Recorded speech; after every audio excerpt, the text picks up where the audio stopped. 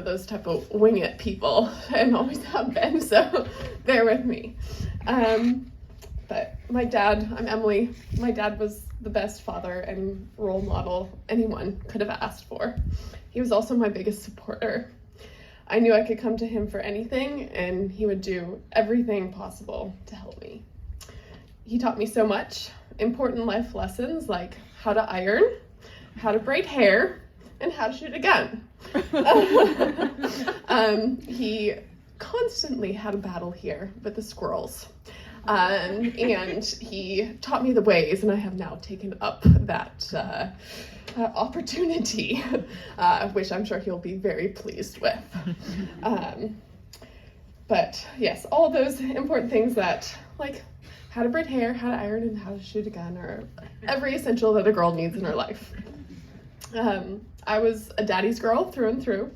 I knew that dad would do anything for us, and so I knew how to work the system, let's say.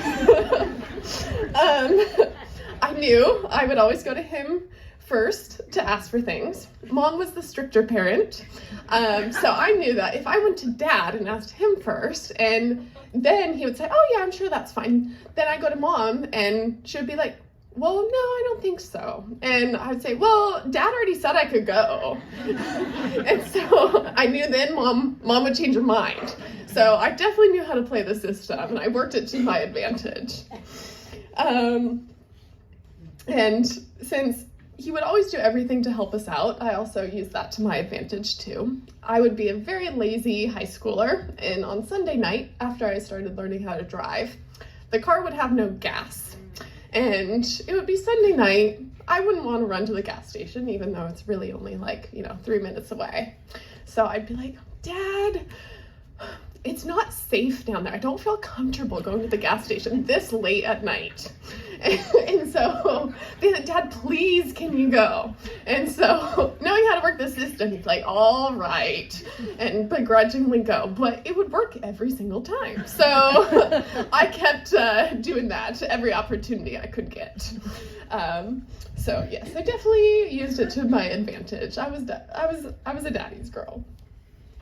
And then when it came to other things, like moving to England, I think mom was a little nervous about me going. I think it was so far away, and I'd only be home once or twice a year, but dad was very excited about it. So I would definitely talk to dad first, and I was like, this is so cool. This is really great. I want to go. And I think he helped me convince mom a little bit to let me go study abroad in England for vet school.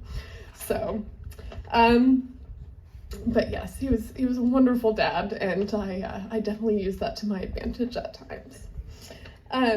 One of the other things I loved best about my dad was that he wasn't a normal dad, like some of my other friends' dads growing up. He would be the one cleaning and ironing, doing the housework, sewing.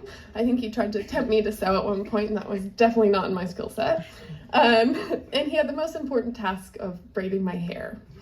When I was little, I used to refuse to have mom do my hair in the morning. She would pull it, and she didn't know how to brush it right. And so dad was the one who would do my hair every morning before school. And one of my favorite memories, and still is we had this little book of hairstyles. And so I would go through every morning and choose, okay, this is how I want my hairstyle to be today. And so he would figure it out, and if he didn't know how to do that style of braid, we would practice, and then he would get it right, and I would wear that hairstyle to school the next day. But I didn't realize that a lot of other parents, the dads didn't do the ironing, and the dads didn't do the cleaning, and so then when I found that out, I was like, oh, whoa, he's so cool, he does everything.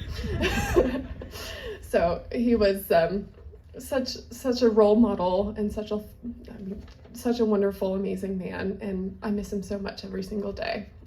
Now, on one of my recent trips, I went to Antarctica this fall, and there was they have docents on the trips, and there was a guy who was a geologist, and I was the one who had said, Dad, do we really have to do geology again? I used to get tired of picking up rocks and learning about all the rocks, and when I was little, it was a little hard, and I didn't enjoy picking up rocks and bringing every single rock on a vacation home. The bags were very heavy at the end. But as I got older, I appreciated it more and more. And on this most recent trip, there was this geologist who just reminded me so much of Dad, and it just made me break down every time I saw him, because it's like, he knows so much, and he's so cool, and he knows so much about the world, and he's such a cool geologist. And now I think one of my favorite things is going through looking at all the rocks that Dad has in his study, and looking at them and knowing no idea what the heck that rock is, but it's still cool to look at. So thank you.